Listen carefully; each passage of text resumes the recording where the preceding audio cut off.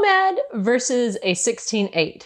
Which is the right one for you if you want to lose weight? On my 80-pound weight loss journey, I practiced both of these styles of intermittent fasting, and there are pluses and minuses to both of them. So in this video, I'm going to take you through what I've seen to be the biggest advantages and disadvantages of each one, and then we'll talk about which one might be right for you. First, let's talk about a 16-8, because really, I feel like this is the most popular one. When I do a video on 16-8, it's usually a lot more popular than my videos about OMAD. And the reason for this, I think, is because a big advantage of a 16-8 is it's just so doable. It fits well into most people's lives. I mean, a 16-8, all that means, if you don't know what a 16-8 is, it means that you fast for 16 hours and then you have an 8-hour window to eat in. You could still have 3 meals. You could have breakfast, lunch, and dinner. It could be something like a 10 o'clock breakfast, and then you close up your eating window by 6. So that's a pretty long period of time, and it can feel really easy because of that. And that's where a lot of people actually run into a problem with the 16-8. Because you have such a long window of time,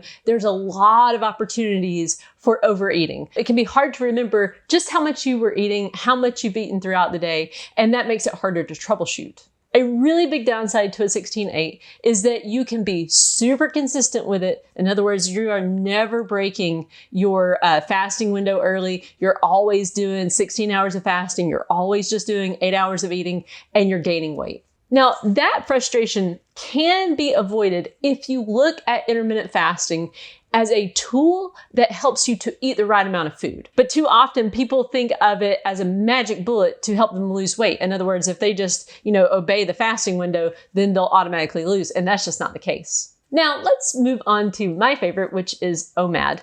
So here are the best parts of OMAD. First of all, it's simple. It is so simple. All you do is you eat 1 meal a day. It's really good for people who like big portions, because with OMAD, you can sit down, have a nice big meal, eat until you're full, and then stand up and be done with the eating for the day. And it's really easy to stay aware of how much you're eating because you just have that 1 meal to keep up with. And because it's so simple and clear, a lot of people find that they do lose weight with OMAD. But there are some downsides to OMAD, and they're kind of significant. The main drawback is it's weird.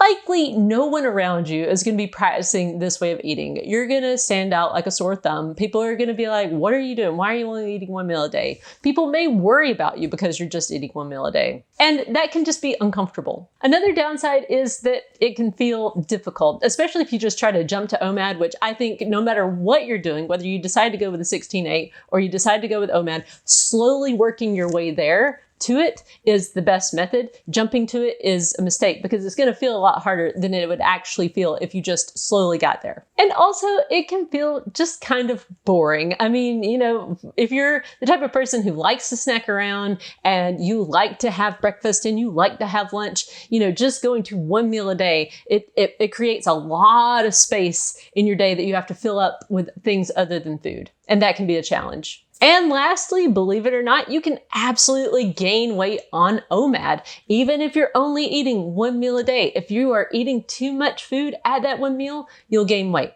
So which one is right for you? Well, I would recommend that you take a look at your life right now and try to figure out which one do you think would be the better fit. And be honest with yourself and know this, as far as which one's going to give you the faster results, either one can give you the faster results depending on which one you can stick with. A lot of people tend to think that, OMAD obviously would give you faster results, but that's not true, because if OMAD is something that makes you feel miserable and you resent it, you're not going to stick with it. What I would recommend is just slowly work your way to a 16-8. And if you're already at a 16-8 but you're curious about OMAD, just slowly work your way there and then see what your results are. See how you like it. Stick with what works for you and what you really enjoy. That's what's going to give you the weight loss. So I hope you found this video helpful. Thank you so much for watching, and I'll see you in the next one. In 2015, I weighed in at 222 pounds, which meant I was obese.